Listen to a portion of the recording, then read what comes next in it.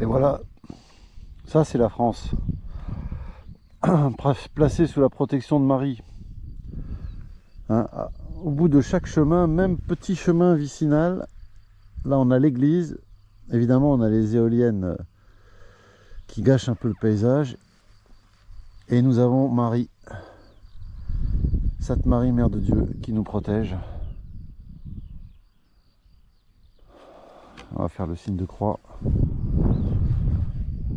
Et on va faire une escale à Don Rémy et une escale à Vaucouleurs. Voilà.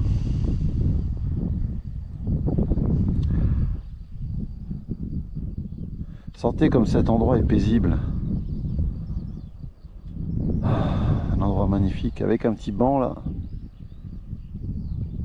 Alors ça c'est un endroit typique de bivouac le soir. Hein. Bon, on est loin du village, je pense qu'il n'y a personne. On se planque derrière là les cyprès et on est tranquille. Hein. On peut passer une nuit ou alors derrière le bosquet là. La tente est à l'abri et on peut se mettre là pour dîner. Ça c'est un endroit idéal pour bivouaquer.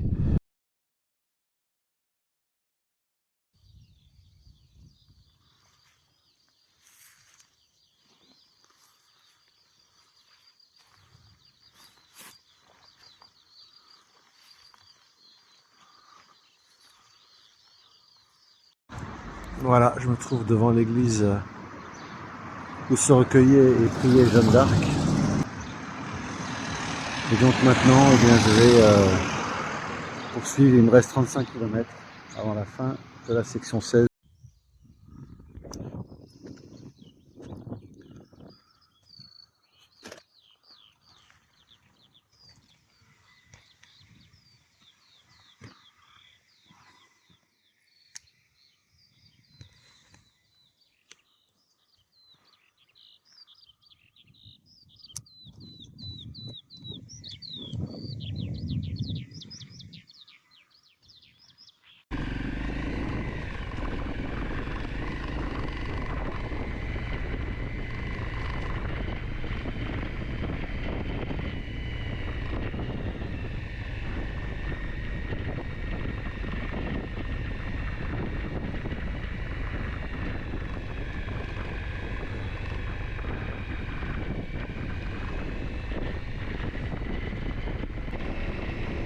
Ça, c'est un super chemin, ça.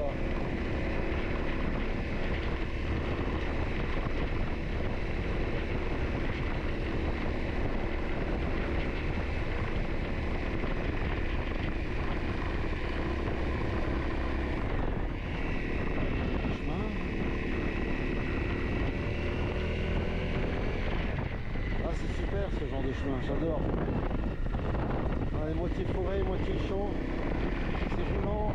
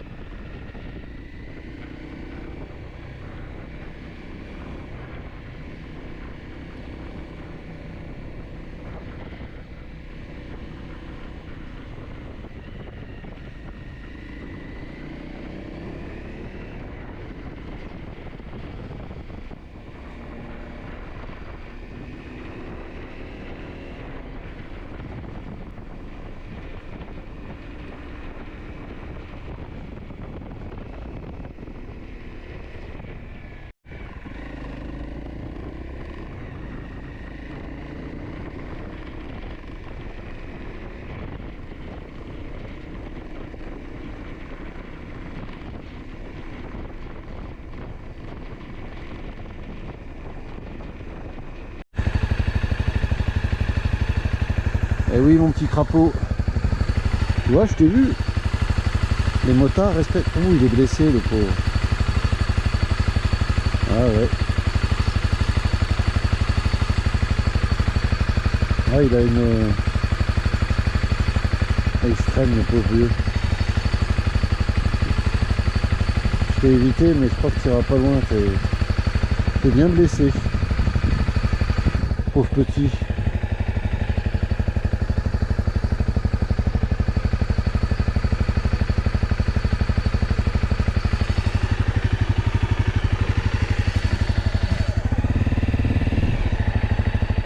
Ça va être long à traverser. Là.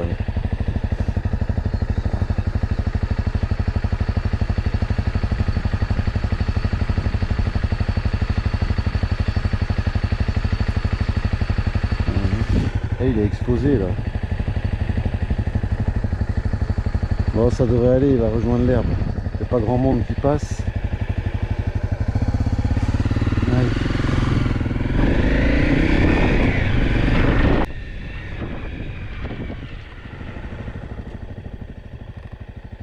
Après on dira que les motards respectent pas la vie animale. Hein, c'est sûr que si.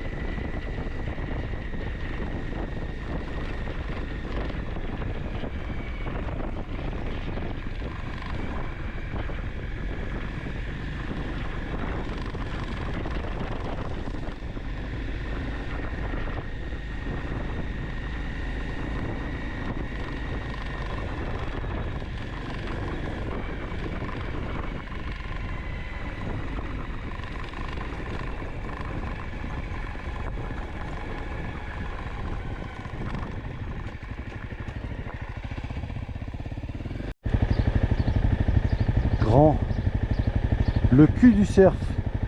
Alors voilà une belle appellation.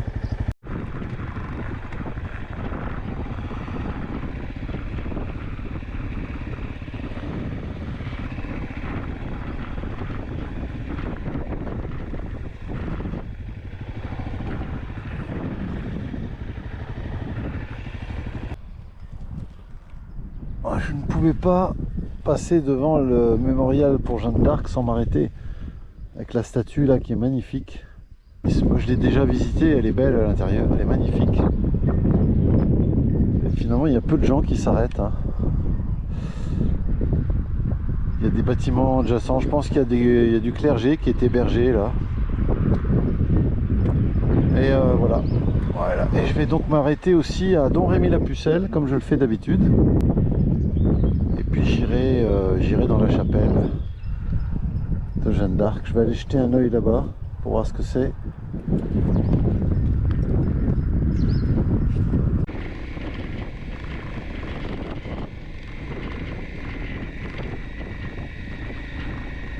Greffe de prunier, il faut que ça soit greffé, autrement ça fait une prune.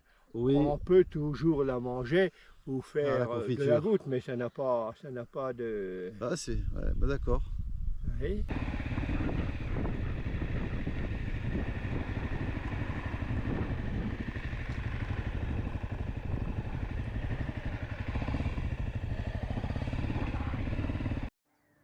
J'ai atteint la fin de la section 16 du Trans-Euro-Trail qui traverse l'Aube, la Marne, les Vosges et la Meuse, soit 4 départements. Donc je suis arrivé par là, derrière la colline, il y a un grand plateau lorrain là, meusien, que j'ai descendu, je suis arrivé par ce chemin. Sauf ce chemin-là, il menait aussi. Et donc c'est dans ce village que se termine la section 16, dont Germain. Voilà, c'était pour faire un petit point. Bon, maintenant je vais reprendre quelques routes goudronnées pour rejoindre Metz. Et là je suis dans la Meuse. Voilà, voilà. Donc je referai une vidéo pour tirer les enseignements du voyage, notamment en termes de poids, de voyage seul, d'hébergement, de mécanique. Voilà, je ferai un petit point plus tard. En tout cas, la machine ne m'a pas lâché.